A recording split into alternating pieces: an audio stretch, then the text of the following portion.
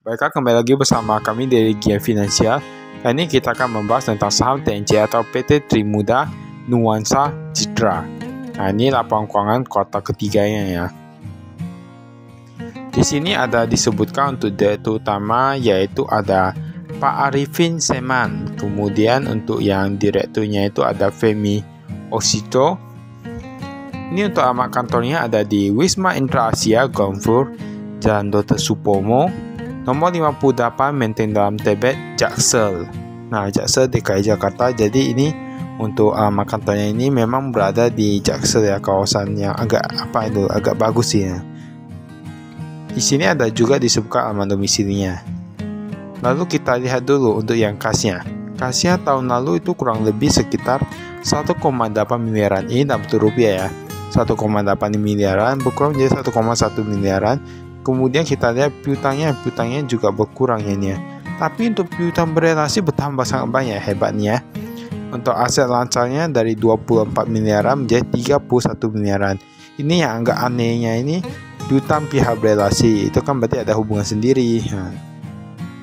Untuk jumlah asetnya dari 53 miliaran menjadi 60 miliaran. Artinya kalau mau dibilang ini perusahaannya masih agak kecil ya kalau mau dibilang, karena masih 50 miliaran gitu.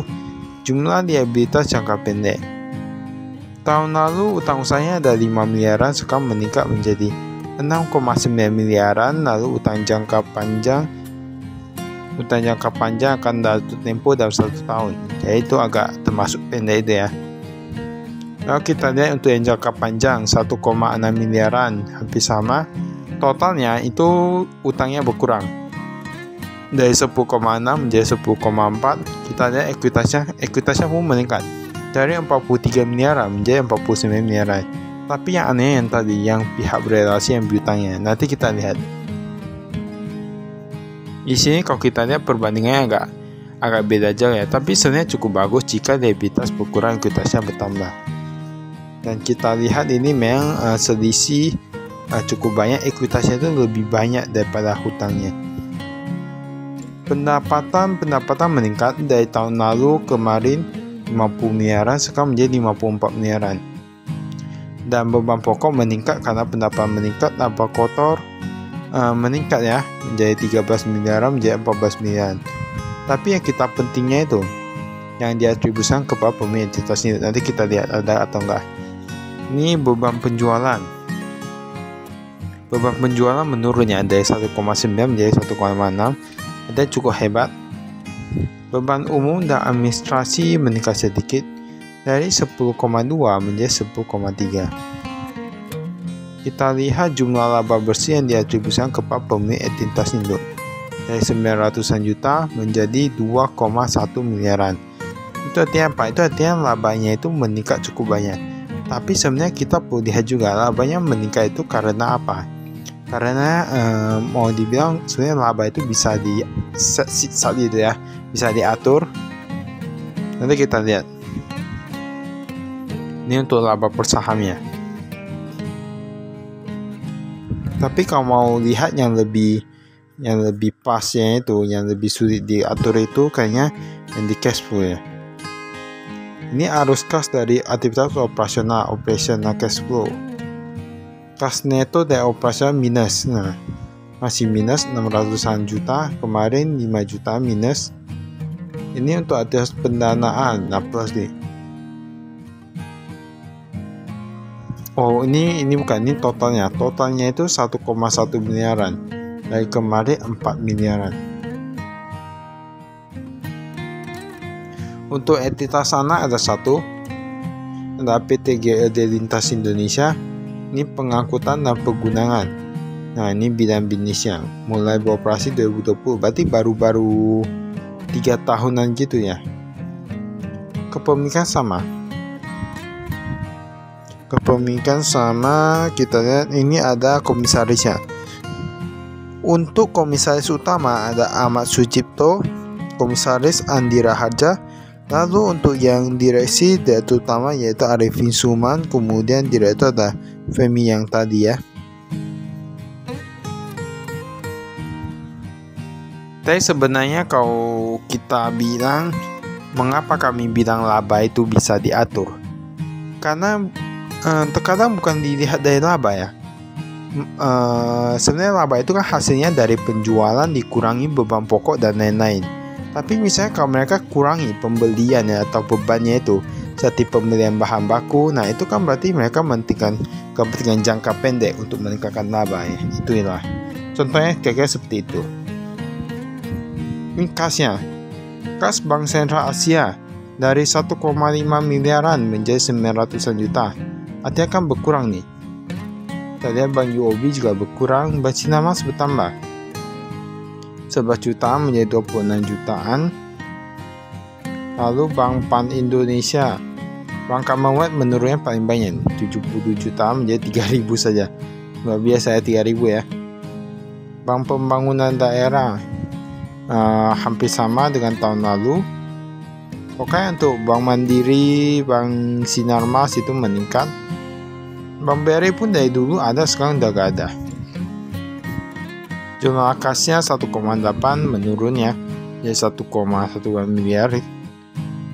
Piutang usaha, kita lihat piutang usaha, wah ini ada kerjasama dengan beberapa perusahaan hebat nih.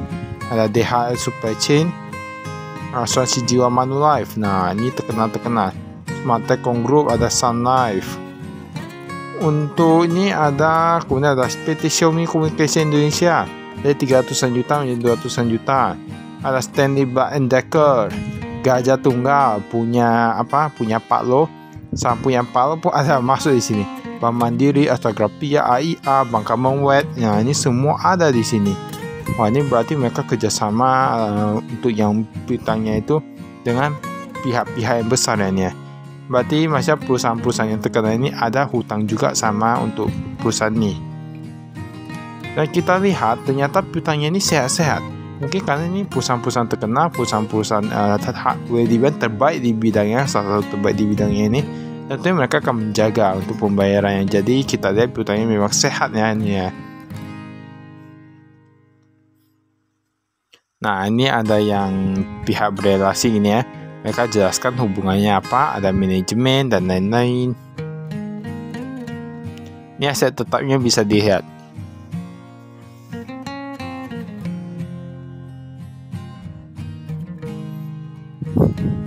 Aset tetapnya ada penambahan, tapi pengurangan nggak ada di sini. Tapi penyusutan tetap ada, akumulasi penyusutan. Kalau ini yang 2022,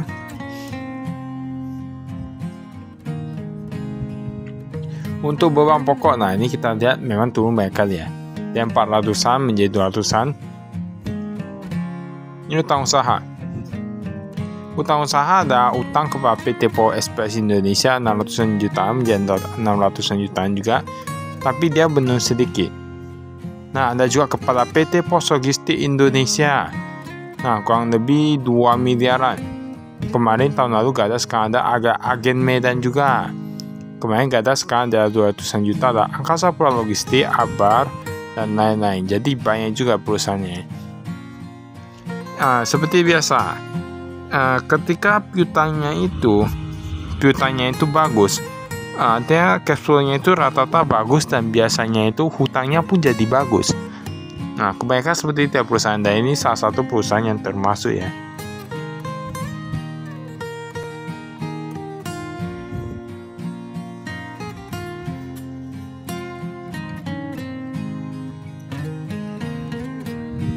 Nah, ini pemegang sahamnya ada Aku Silver Indonesia 31,62, ada Holy Head Yes Limited, dahulu Aset Commerce Limited. Nah, ini jadi banyak nih Aku ya ini ya pemiliknya. Aku Silver Indonesia. Ini pendapatannya rata-rata menurun. Ini yang Manulife Indonesia, dari Manulife Indonesia kemarin ada 5 miliaran, sekarang menjadi 600-an juta. Lalu kita lihat ada Xiaomi Communication Indonesia dari 2 miliaran menjadi 900-an juta. Kemudian ada Smart Telecom 3 miliaran menjadi 2 miliaran. Smartfren 1 miliar menjadi 400-an juta. Sun Life 1,1 menjadi 600-an. Dia rata-rata ini berkurang. Bahkan ada PT Sujuyo Indonesia, kami pikir Sujuyo ya, supermarket Sujuyo ada yang tahu. Nah, ini berkurang dari 400-an juta menjadi 300-an juta untuk Sujuyo Indonesia. Sujuyo ya, Sujuyo. Ini ada Papros juga. Nah, ini rincian pendapatan. Data pendapatan paling banyak itu dari Courier and Logistik. Nah, Logistik and Courier. Dari 65 miliaran menjadi 48 miliaran. Tracking menurun juga, tapi dia memang posnya agak kecil. Kemarin 7 miliaran menjadi 5 miliaran. Ini beberapa pokok pendapatan kita lihat dia cut-cutnya itu di mana? Cut biayanya ya. Surat muatan udara, nah 17 miliar menjadi 11 miliar. Angkutan domestik, gaji pun berkurang nih. Gaji dan upah 14 miliar menjadi 10 miliaran. Saya entah karena ada karyawannya desain atau gimana ya. Penumpukan, handling, pengepakan, bongkar muat, rata-rata semua berkurang. Pemeliharaan 200-an juta menjadi 60-an juta. Ini beban penjualan. Beban penjualan, gaji dan upah dan kesejahteraan karyawan berkurang dari 1,7 menjadi 1,2.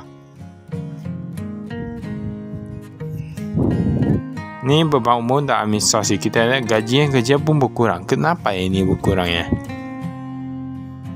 Padahal misalnya kalau perusahaannya bagus, mengapa tidak meningkatkan untuk yang karyawannya? Tapi memang seperti itu ya. Kita pun lihat juga ibaratnya satu karyawan itu bisa menghasilkan berapa, 2 karyawan bisa menghasilkan berapa. Apakah mereka produktif jika jumlah karyawan untuk pabrik sekecil ini ataupun sebesar ini? Jadi perlu tidak juga semua. Nah, ini pendapatan paling banyak di Jakarta, kemudian ada Bandung, Sidoarjo, Balikpapan, dan lain-lain.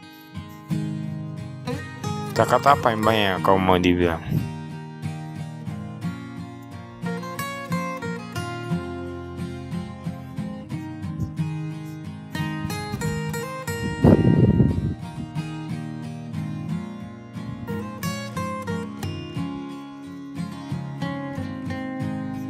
Kalau ini untuk yang tujuan kredit kita ya.